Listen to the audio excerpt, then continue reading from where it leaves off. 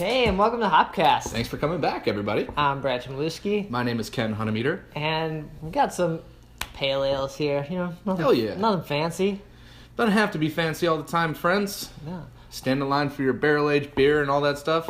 Yeah. What do you drink in that line? Pale ales. Canned pale ales, of course. So we got two of them, one local and one... One crazy Colorado beer. Yeah, so from Crazy Mountain Brewing, their Mountain Livin Pale Ale, and us in the Chicagoland area are familiar with the Brickstone APA. Yeah, Brickstone's been around for a long time. Like, pretty old brewery. And they've been fairly recently crushing it at award ceremonies. No pun intended. Right. Fans. But have been cleaning up with this beer in particular. So medal winning beer here that we have on our hands. Okay, so I just have a feeling like this is going to be pretty solid. I'm not sure about this crazy beer. I don't know anything about it. But let's start with that. It says get crazy, so let's just throw ourselves in and get crazy. Let's go with that. All right.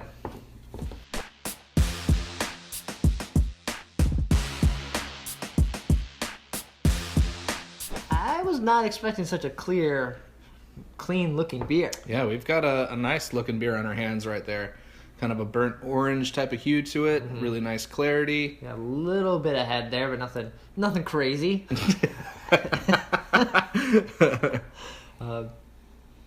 Aroma, like kind of citrusy, kind of like tropical cocktail fruit.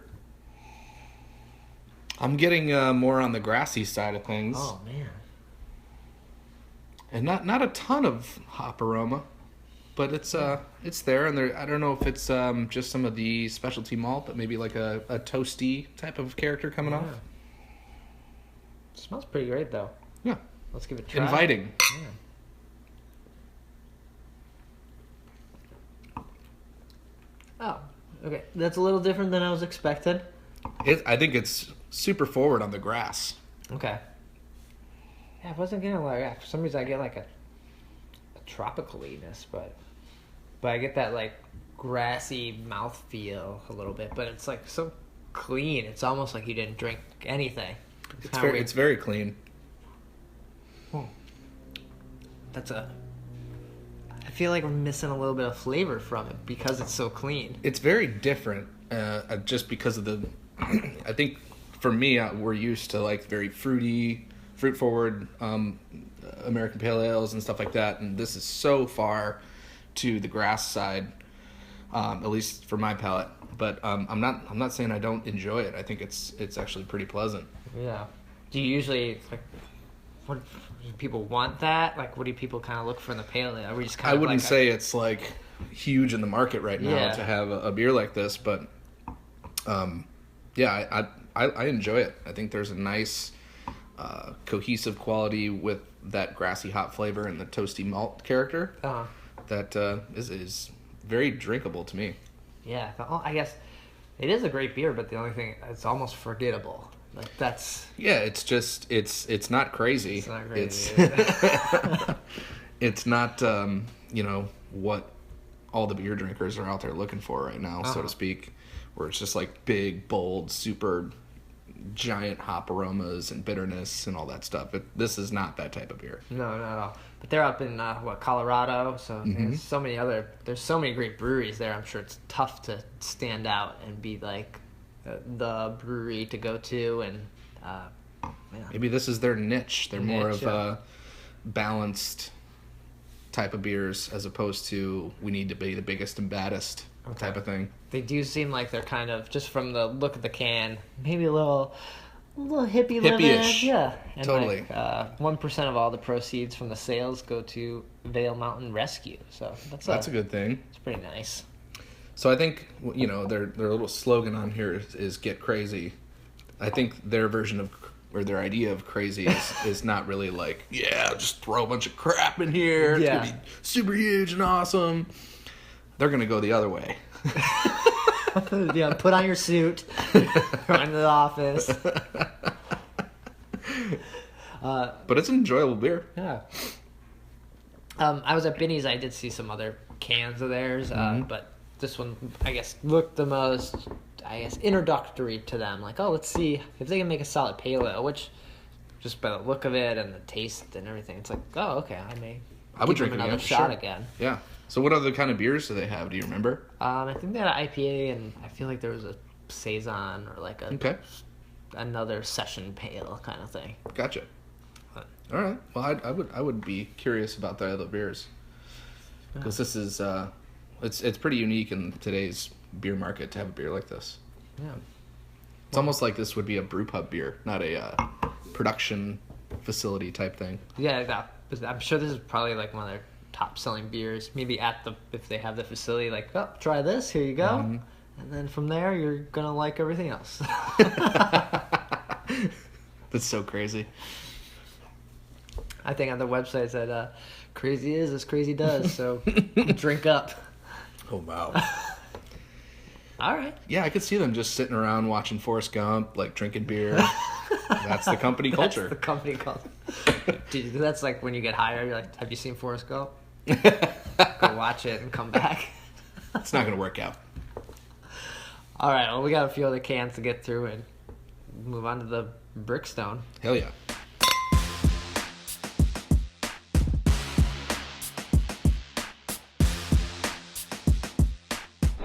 That was some easy drinking. Yeah, I would have another one right now easily. I don't know if it gets just an easier beer to drink. Mm-hmm. Those are probably a good shotgun beer. Hope you're watching, PK. But I feel like maybe that's a good segue. Shotgun beers, because we're moving on to this Brickstone. And our buddy works there, and he was at Temperance, and we shotgunned those beers over at Temperance. Yeah, we did. We shotgunned some Gate Crashers with them, I believe. Yeah.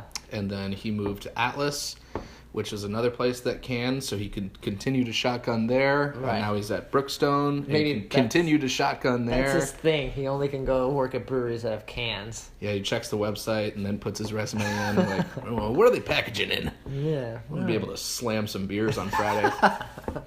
But we're not gonna slam this. We're gonna taste it first. Right. Let's open up. So maybe we'll drink this one and then we'll shotgun the other two. All right. So this is an American Pale Ale, where this was just a pale ale. So usually with the American Pale Ales, you get a little more hop forward. Yeah, and I would actually call this American Pale Ale, even though it's not labeled wasn't English, but yeah. Yeah, because they have two. It says two types of American hops. Okay. In the Pale Ale, they're not really throwing it out there as this one's saying like APA America, very much so. Yeah. So let's crack it open. Let's do it.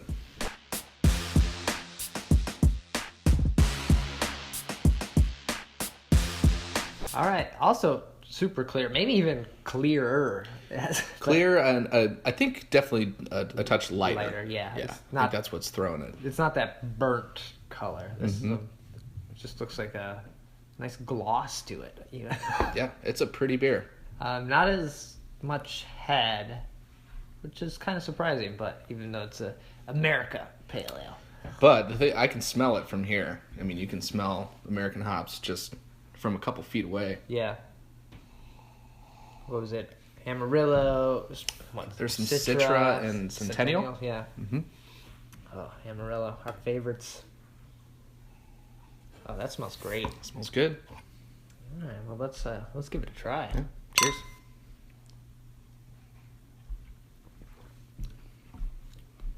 Whew, those hops play a bigger role in the mouthfeel than the Crazy. There's definitely a large upfront bitterness, and then that flavor is not far behind. That just kind of like lingers out, like a slow, long linger. Mm-hmm. But yeah, definitely more hop bitterness, more hop flavor than the Crazy Mountain. Yeah, it's a little, or just Mountain Livin, get crazy.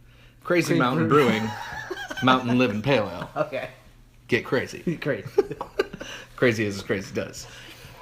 But sweeter too. That was a little more like malt in there. This just feels like possibly. I don't know if what the alcohol on that was. It didn't say, but this is 6.25. So I feel like that was beer. Probably a little lower. I would assume, yeah. But yeah, and I think that the fruitiness from the hop finish kind of lends to that sweetness as well. Yeah. So it's a malt sweetness and then just like a fruity hop character that kind of combine to give the appearance of more sweet. I do enjoy it. It has more of an impact than the Mountain Living, just because of that hops and the sweetness there, where that one finished so clean.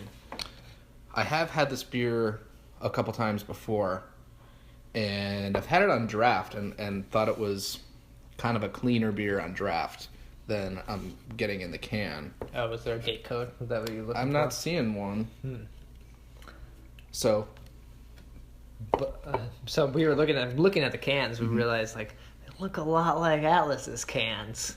That's similar, like gold and red, and I think Atlas has a gold and green can. So, and some of the lines on here kind of remind me of a Revolution can, and I know those cans were done by a friend of mine, Atlas and Revolution. So I'm wondering if he did these as well. So those are the guys, Ian and Adam over at Mighty Few. Shut up! They do great work, and they do a lot of work in the beer community. So if you're getting up and rolling as a brewery and needing some artwork, some branding, some can design, bottle design, talk to them. They're doing You said they good did stuff. Penrose as They also well? did Penrose, yeah. Okay. So there's some diversity there. Yeah. But Penrose has that similar, like, glossy goldness to it. And then maybe their signature is that, like, gold. Because that gold color is tough to, like, really pull off, but it looks great. Yeah, the sharp-looking cans. And then Brickstone, they just won an award at Fobab, so they're, like, killing it with some great beers. Remember a couple years back, they won gold for this beer at the GABF, and I'm pretty sure it was an all Illinois group. I thought it was the others were, well, let's call it Chicagoland, because we got 3 Floyds in there. Okay. 3 Floyds, and I think the other one was Half Acre, and Brickstone with this beer took gold in that category for American Well, they do Pale. have a gold medal on here. Yep. So, it's a pretty tasty beer. So they've been doing it hard. A drinkable beer we are proud to call our flagship. There's like so many letters on this beer. Random letters. But they're pretty far south from us. Yeah, they're in Bourbonnais. People know, I think what put Bourbonnais on the map was the Bears used to have their training camp there, so people know that. The bourbon made that? No? It's bourbon mayonnaise. Bourbonnais. Gross. I do not want bourbon mayonnaise. That does not sound too good. Don't knock it till you tried it. But yeah, so they're a ways down there. So I've never been down there. I haven't been to Bourbonnais ever. No. But because even there's a couple breweries that are pretty far south like that. Just start to get out of the city, and it's like wow. If I was shooting south and going to St. Louis, I would definitely look them up and hit them on the way. Okay. Not saying I'm making a trip down there, because that's a long voyage. If they want to like drive us out and drive us back, more than welcome to come down. Just pimping stuff on all your shows. Yeah, get trips to Ireland. Just bring me out. Like that's fine. I didn't go to Ireland. I got screwed on that one. On the beer pass, you're trying to get to Ireland on a HopCast. Send me out to Bourbonnais, please. I want to go to Bourbonnais. Go to Colorado. Bar is set way lower with this show. Yeah, we got more overhead on the show. It's true. All right, we'll finish this up. Really enjoyable beer. I like this one a lot. I like both of these. Yeah, they were great. A style that I think everyone can appreciate. People are liking hops these days, but these aren't overwhelmingly bitter. Just a nice, approachable, hoppy beer that you could drink any day of the week, and you could slam multiple. Damn. Okay. Slam and crush. And slay. Cheers. Cheers.